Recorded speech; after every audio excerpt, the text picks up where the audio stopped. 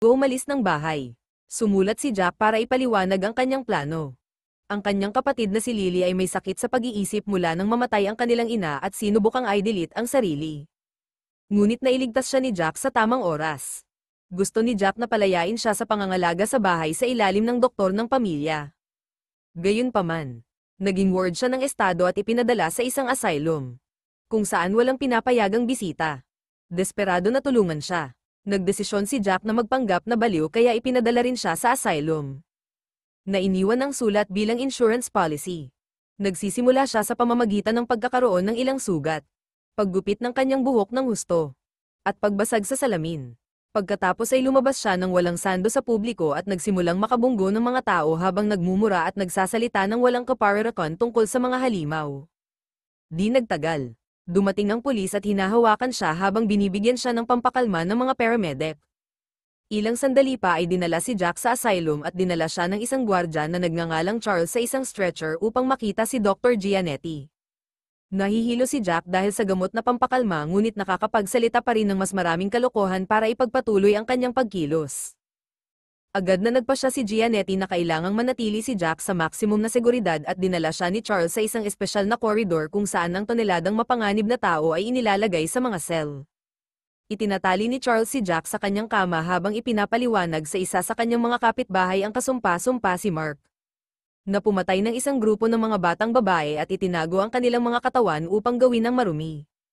Sa kanyang paglabas, napansin ni Charles na si Mark ay nagsusuka ng dugo at pumasok sa selda upang tumulong. Ipinahayag ni Mark na mayroon siyang talem at nakita ito ni Jack.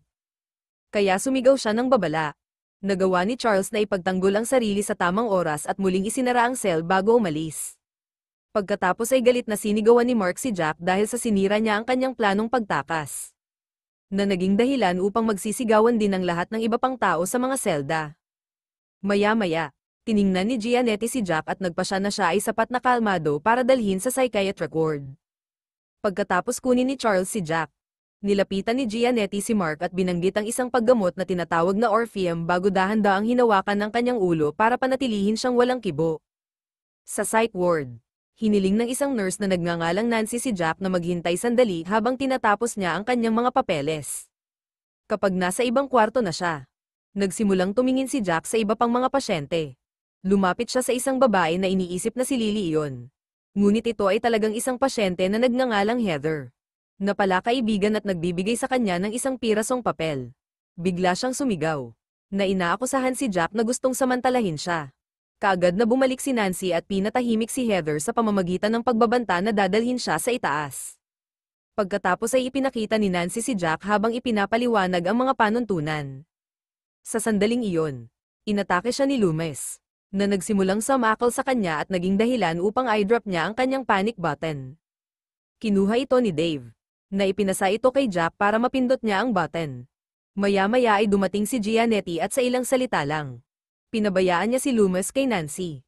Pagkatapos ay kinukulit ni Charles si Loomis na dalhin siya sa itaas habang inanunsyo ni Giannetti ang isang lockdown. Dinala ni Nancy si Jack sa kanyang silid at nagpanggap siyang natutulog.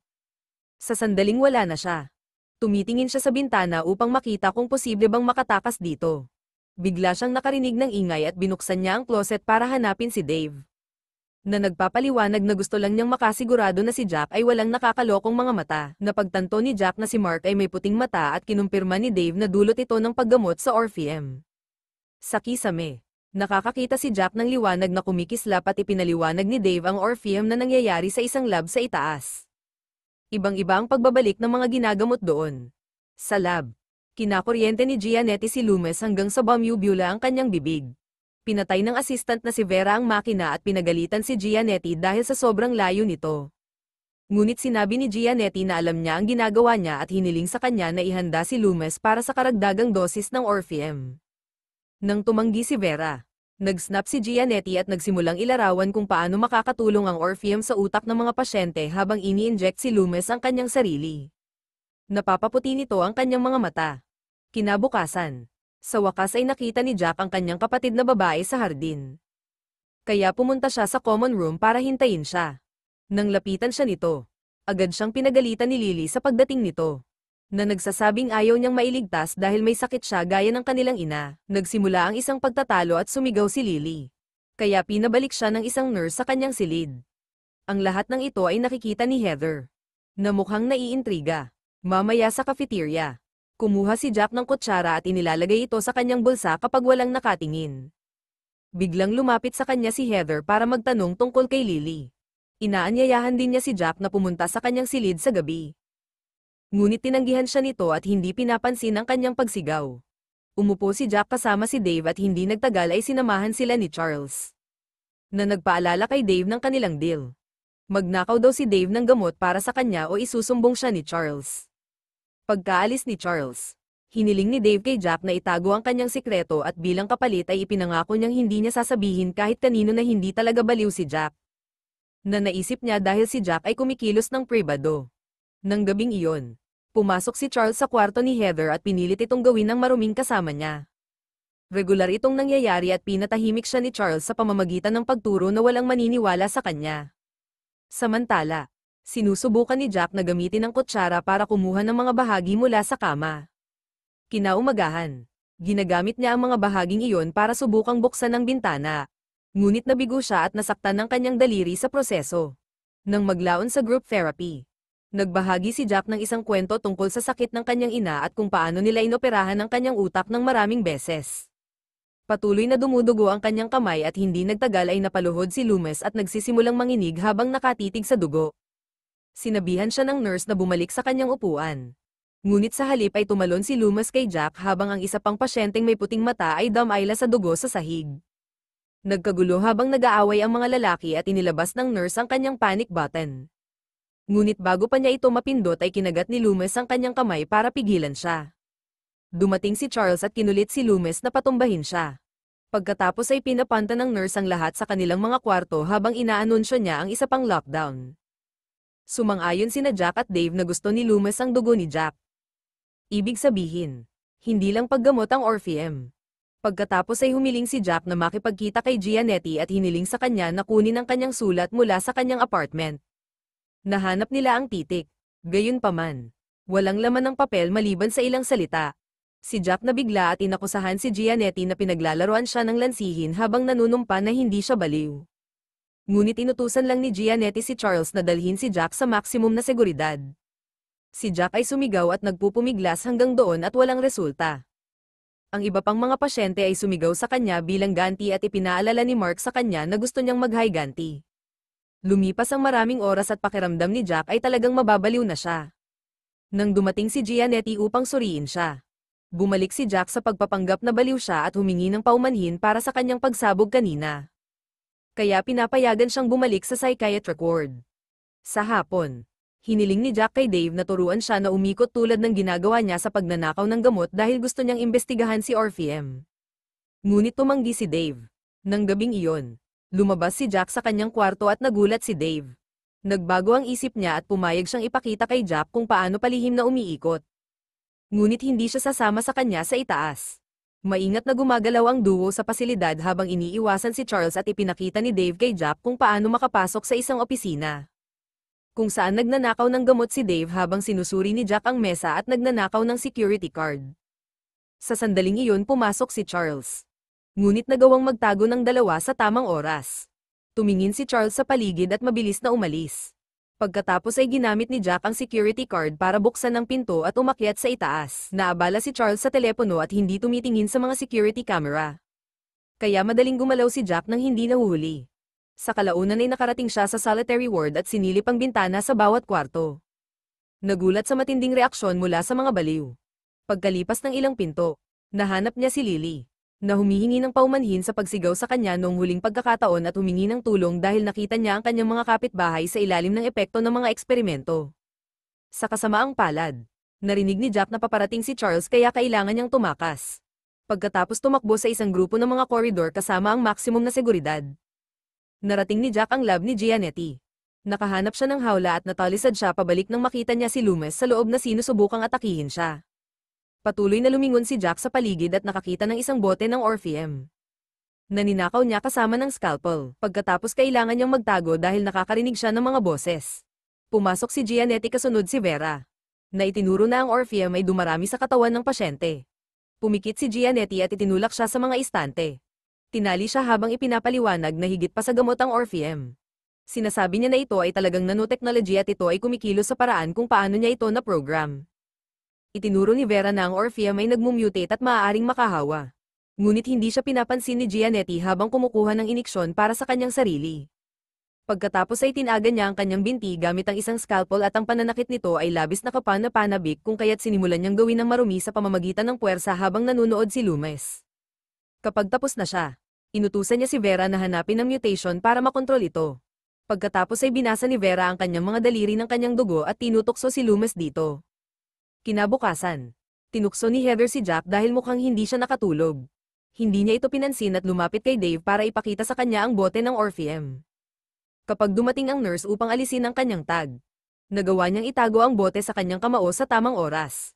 Pagkatapos ay inilabas ni Jack si Dave at hiniling sa kanya na nakawin ang mga susi ni Charles para mailigtas niya si Lily. Nagambala sila ng isang pasyenteng may puting mata, na nakahanap ng pusa. Ipinakita niya ang hayop bago biglang pinugutan ng ulo ang kawawang nilalang para kainin ito. Nataranta ang duo at sinubukang tumakbo. Para lang mahawakan ng lalaki si Dave. Agad na itinulak ni Jack ang lalaki para iligtas si Dave at sa halip ay inaatake siya. Habang nakikipagbuno ang dalawang lalaki sa lupa, kinukuha ng ibang mga pasyente ang katawan ng pusa para pakainin. Buti na lang at dumating si Charles at sinipa ang lalaki na walang malay. Noong gabing iyon, nagkaroon ng bangungot si Jack na puno ng mga kitakot-takot na larawan tulad ng mga baliw na nagiging marahas. Pagkamatay ng kanyang ina, pagtatangka ni Lily na mag-self-delete, at kakaibang mutated na katawan. Sa umaga ay nagmamadaling pumunta si Jack sa common room at sinipa ang isang mesa habang hinihiling niyang makita si Lily. Sinabi sa kanya ng nurse na nasa itaas siya kasama si Gianetti. Nagagalit sa kanya. Sinigawan siya ni Jack at napansin niya ang kanyang mapuputing mga mata. Ngunit sinabi ng nurse na normal lang ito dahil side effect lang ito ng kagat ni Loomis. Isinasaalang-alang niyang ipadala siya sa itaas. Ngunit ibinalik siya ni Nancy sa kanyang silid at nilock ang pinto. Samantala, dinadala ni Vera ang pagkain sa mga pasyente sa pinakamalaking seguridad. Itinutulak ito sa isang espesyal na hatch. Inihagis ni Mark ang kanyang plato sa lupa. Sinabing mas gusto niya ito kapag buhay ang kanyang pagkain. Noong gabing iyon, may pumasok sa kwarto ni Jack at tumalon siya sa kanila. Ngunit si Dave lang ang nagawang nakawin ng mga susi ni Charles sa pamamagitan ng paglalagay ng gamot na pampatulog sa kanyang inumin. Habang paakyat ang dalawa, nakatali si Lily sa lab at humihingi ng awa habang sinusubukan ni Vera na pakainin si Loomis. Natutulog siya kaya sinubukan niyang sundutin siya ng stick. Na aksidenteng nahulog. Nang sinubukan itong bawiin ni Vera, biglang hinawakan ni Loomis ang kanyang braso at binali ito para sipsipin ang dugo. Habang sumisigaw si Lily nang humingi ng tulong, umatras si Vera at nawala ang kanyang paa. Kaya itinali niya ang kanyang sinturon sa nagresultang tuod para mahawakan ng pagdurugo. Sa sandaling iyon, pumasok si Gianetti sa lab at nagalit kay Vera dahil sa paglalagay nito sa panganib sa buong programa. Tinatawag ni Vera ang kanyang saloobin ngunit sinabi lang niya na wala siyang pakialam kapag hindi siya ang biktima. Itinali niya siya sa isang kama sa ibang kwarto para gamutin siya at kumuha ng sample mula sa braso nito habang kinukumpirmang kumakalat ang impeksyon. Na nagpapasaya sa kanya, ay hinanap niya si Charles at hindi niya ito nakita. Gayunpaman, nakikita niya sina Jack at Dave sa mga security camera. Sinusubukan niyang makipag-ugnayan kay Charles. Ngunit natutulog siya sa kwarto ni Heather at itinago niya ang radio. Patuloy na lumilipad sina Jack at Dave at tumatawid sa maximum security hallway. Nag-aalok si Mark na makipagtambal sa kanila. Ngunit tumanggi si Jack. Sa parehong oras na dumating ang nurse para tingnan si Vera. Nagalit si Gianetti at na-short circuit ang kuryente. Dahilan para bumukas ang mga pinto ng maximum security area. Lahat ng mapanganib na pasyente ay lumalabas at inawi sila ni Jack habang si Dave ay nakikipagpunyagi sa pinto hanggang sa mabuksan niya ito. Pumasok ang duo sa kabilang kwarto at ginamit ang taser ni Charles para i-short circuit ang lock. Na nagdulot ng pagkabigla na nagtulak pabalik sa mga pasyente. Pagkatapos ay nagsimula silang tumakas. Para lang habulin sila ng mga mapanganib na pasyente. Sa kalaunan ay nakarating sila sa lab at inaabot si Jack ng ilang minuto upang harapin ang lock. Malapit na silang mahuli ng mga pasyente. Ngunit binuksan ng dalawa ang lab sa tamang oras at pumasok sa loob. Tinutulak ang pinto para i-lock ito at dinudurog ang mga daliri ng pasyente sa proseso. Pagkatapos ay nagmamadali si Jack na kalasin si Lily, na nagpapatunay na hindi pa siya nai-inject ni Gianetti. Samantala ang nurse ay nag-aalaga sa sugat ni Vera. Ngunit sa sandaling iyon ay nawala niya ito at sinimulang pakainin ito. Bumalik sa grupo ni Jack. Aalis sila sa lab at kailangan na nilang tumawid sa maximum na seguridad upang maabot ang hagdan. Sa mga cell, maraming dugo at katawan mula sa mga pasyenteng pinatay ng mga may puting mata. Binuksan nila ang pinto sa dulo ng koridor nang makitang nakablock ito. Ibig sabihin, isa itong bitag. Ang mga nahawa ang pasyente ay lumalabas sa kisame. Kaya sinubukan ni Jack na i-activate ang elevator gamit ang mga wire mula sa lock habang sina Lily at Dave ay nakikipaglaban sa mga pasyente gamit ang mga taser. Sinimulan nilang pabagsakin ang mga kaaway at kung may magdurugo, ang ibang mga pasyente ay magpapakain sa kanilang mga kasamahan sa koponan. Biglang inabot ni Mark si Lily at sinimulang hilahin paalis.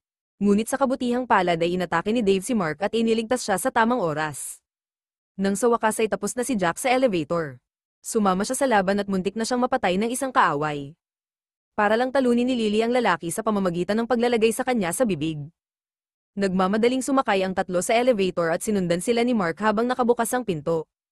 Gayunpaman, sinaksak siya ni Jack sa baba gamit ang scalpel, na nagpapahintulot sa elevator na magsara.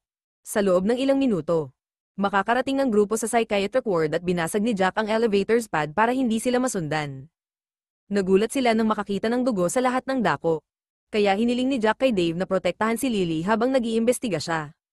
Sinundan niya ang isang kakaibang ingay at binuksan ng pinto ng kwarto para matuklasan si Heather na kumakain ng patay na si Charles. Agad niya itong nakita at nagsimulang sumunod sa kanya.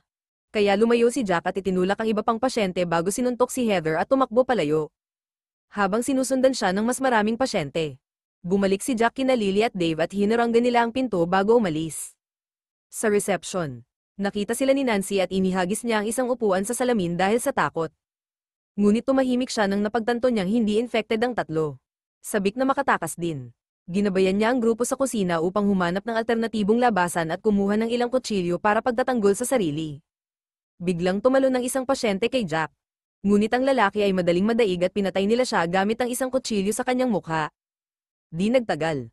Mas maraming pasyente ang dumating at naganap ang matinding labanan habang ang dugo ay tumalsik sa buong kusina salamat sa lahat ng saksak.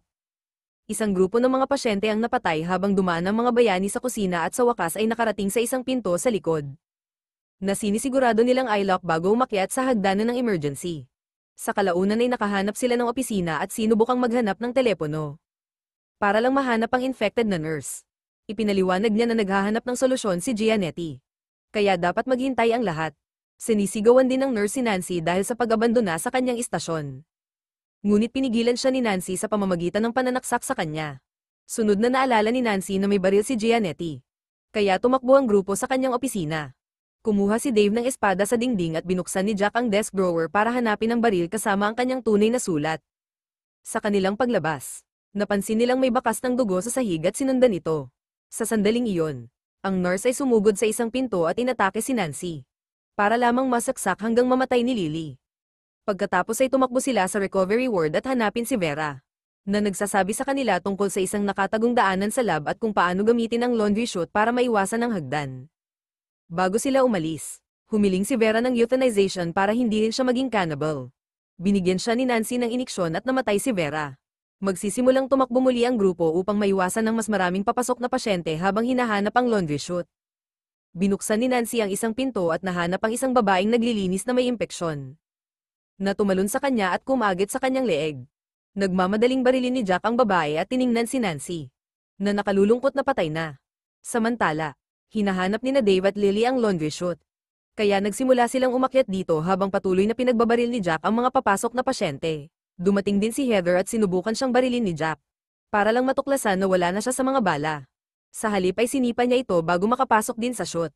Dahilan para sundan siya ni Heather. Pagkatapos ng ilang pakikipaglaban sa kanyang mga kamay, nagawa ni Jack na saksakin siya at madapa.